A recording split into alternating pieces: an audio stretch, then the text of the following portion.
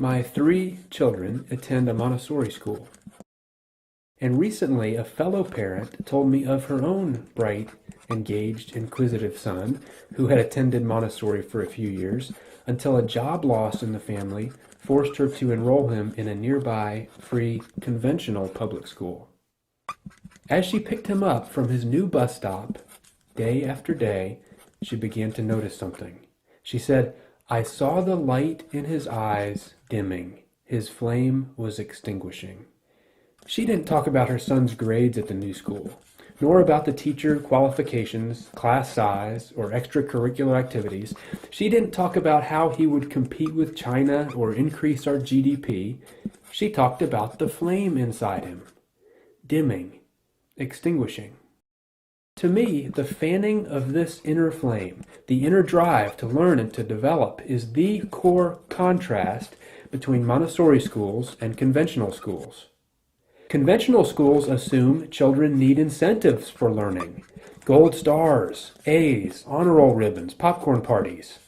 If they don't respond, they must be dealt punishments, bad grades, trips to the principal's office, etc. Montessori schools assume the opposite. Children do not need to be forced to learn. In fact, children are naturally interested in learning. Take a look at any child prior to kindergarten. They touch everything, pick it up, turn it over, taste it. Prior to setting foot in that first classroom, they've learned how to stand, walk, swim, sing, count, ride a bike, tell stories and jokes and lies. Some can even read. And then these energetic, engaged, accomplished 6-year-olds turn into 12-year-olds who ask, "Are we getting graded on this?" Or, "Is this going to be on the test?" That flame they had at age 6 didn't burn out on its own. We smothered it. In contrast, Montessori schools stoke that flame by promoting hands-on, self-paced, collaborative, challenging, and joyful learning. They encourage divergent thinking instead of convergent thinking, innovation instead of standardization. Montessori does all this with no grades, no tests, no homework. How? Well, out of many reasons, here are 2. Mixed-age classrooms. Montessori classrooms have 3-year age ranges.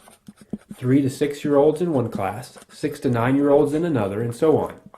The age mix allows older students to be leaders, mentors, and to help teach lessons, while younger students have the experience of working with older classmates.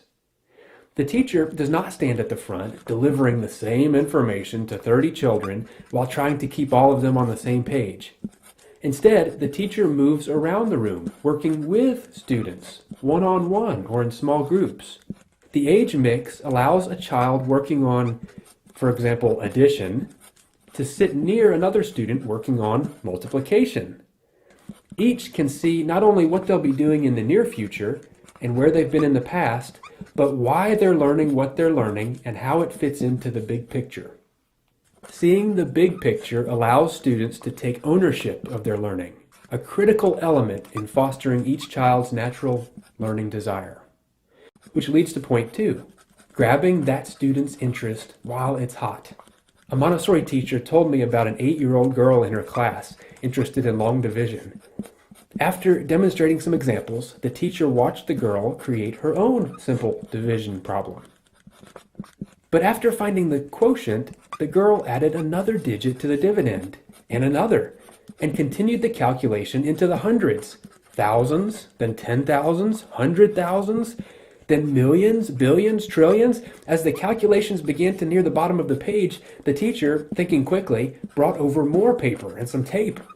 Hours later, when the girl decided she was done, there were so many sheets of paper taped to each other that when the teacher taped the first one to the ceiling, the last one hung all the way to the floor. Children in Montessori follow their interests wherever that passion leads, however quickly it leads them, regardless of what other students in the class are working on. Can you imagine this little girl having any problem whatsoever with calculus in high school when she already does ceiling-to-floor long division problems at age 8? Can you imagine the look in her eyes when her mom picks her up from school? Montessori is the best method of schooling I have found for children to joyfully and effectively learn independence, responsibility, self-discipline, leadership, initiative, strong academics, and a lifetime love of learning.